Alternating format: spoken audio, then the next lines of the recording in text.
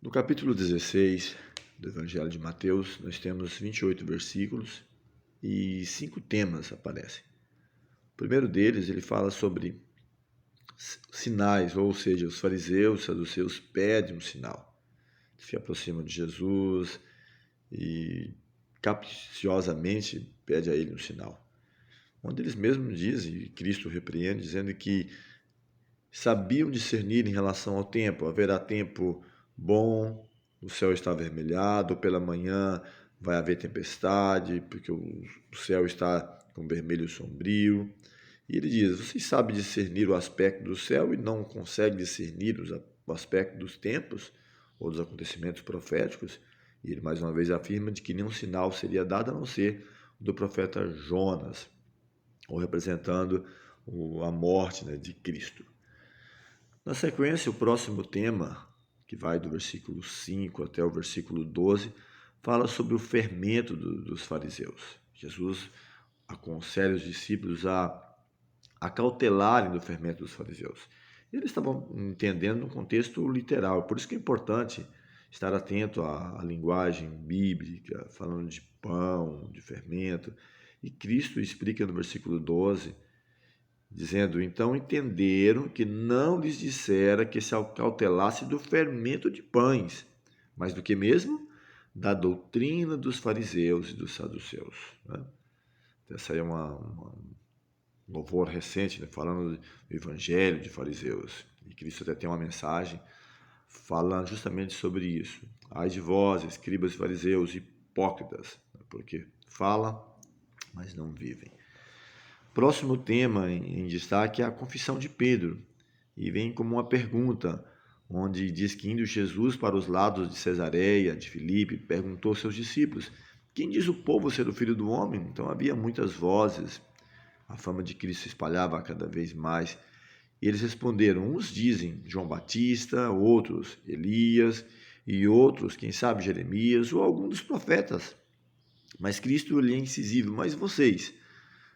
Continuou ele, quem dizeis que eu sou? Respondendo Simão Pedro diz, tu és o Cristo, o Filho do Deus vivo. Então podemos, quem sabe, formular a pergunta para mim e para você, quem é Jesus para você? É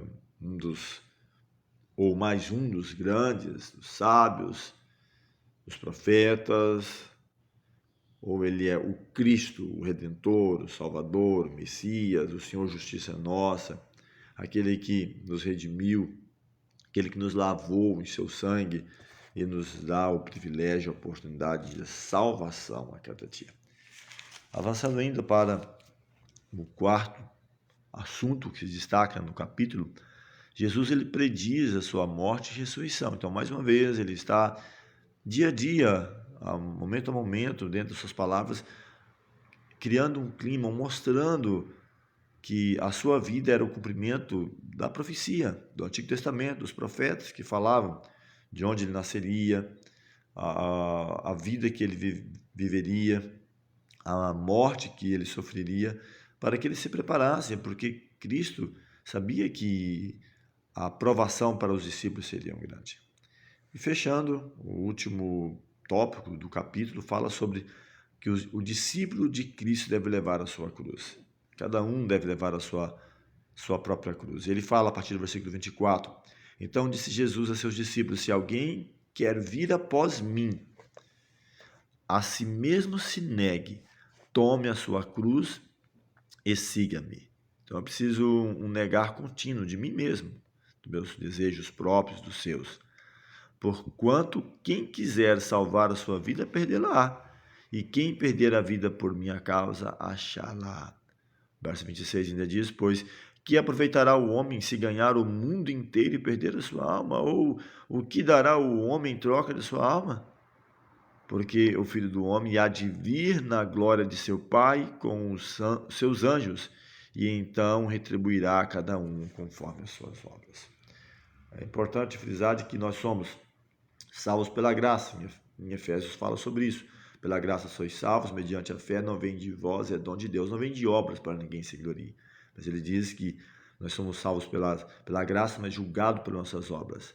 O Filho do Homem há de vir na glória de seu Pai com seus santos anjos e retribuirá a cada um segundo as suas obras. Quem é Cristo para você? Que seja o meu e o teu Salvador, o meu e o teu Redentor a cada dia.